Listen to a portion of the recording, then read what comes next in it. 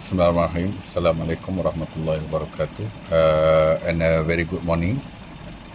Today I will present a case analysis on Cement Industry Software Incorporated versus KB Coatings Sdn Bhd.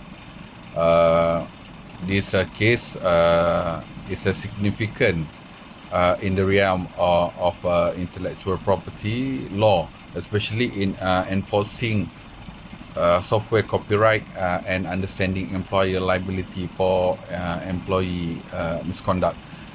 Let's begin with the background. This case involves two parties. The plaintiff is a Siemens Industry Software Incorporated, a US-based company that owns the NX12 software. And the defendant is KB Engineering Coatings Sdn Bhd, a local Malaysian company providing industrial coating services in Malaysia. Okay, right. In 2020, Siemens alleged that the defendant had used a pirate version of its NS12 software on an on-site inspection by Siemens compliance partner revealed a tempered license file on a company laptop. An employee admitted to downloading the software for personal learning. Legal action was initiated, but the High Court dismissed Siemens' application for summary judgment, citing doubt about the plaintiff's legal standing or local standi and the existence of tribal issues that led to an appeal.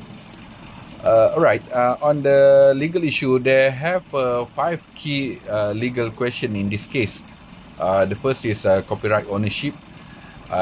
Did the plaintiff prove ownership under Section 771 and 42(1) of the Copyright Act 1987?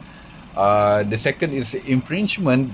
Did the unauthorized use of the software constitute infringement under Section 36(1)? Local standi, was Siemens legally entitled to bring this action? The fourth, vicarious liability. Could the company be held responsible for an employee unauthorized use? And the fifth is a tribal issue. Were the defendant's allegations sufficient to justify a full trial?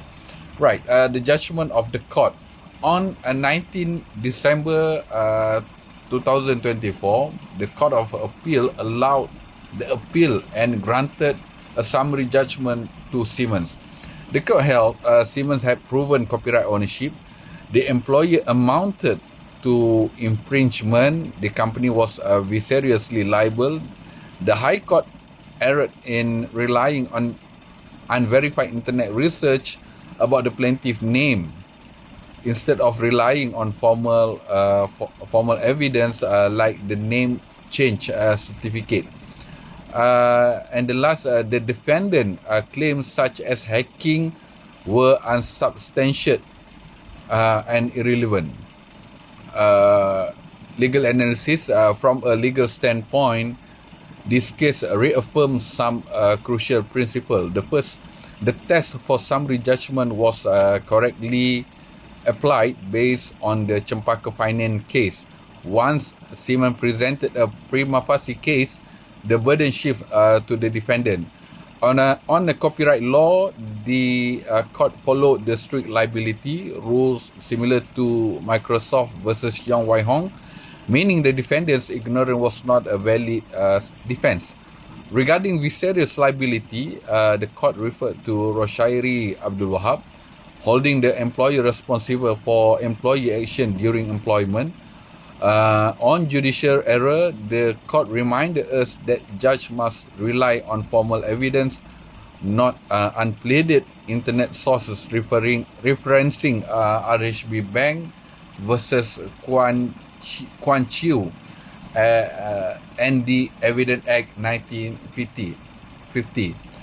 Critique of the judgment. There are several strengths to this judgment. It was legally robust, applying the correct statutory provisions and case law.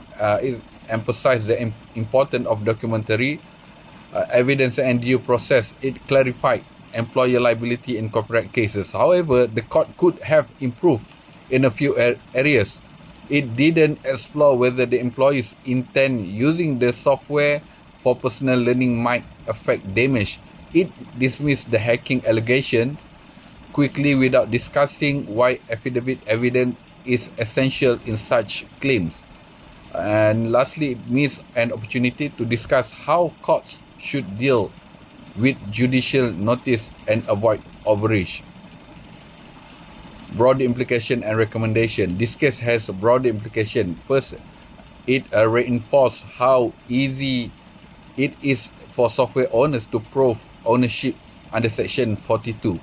It serves as a warning to employers monitor software use or face liability, and it's underscored that dangers of judicial overreach when judges rely of non-pleaded source.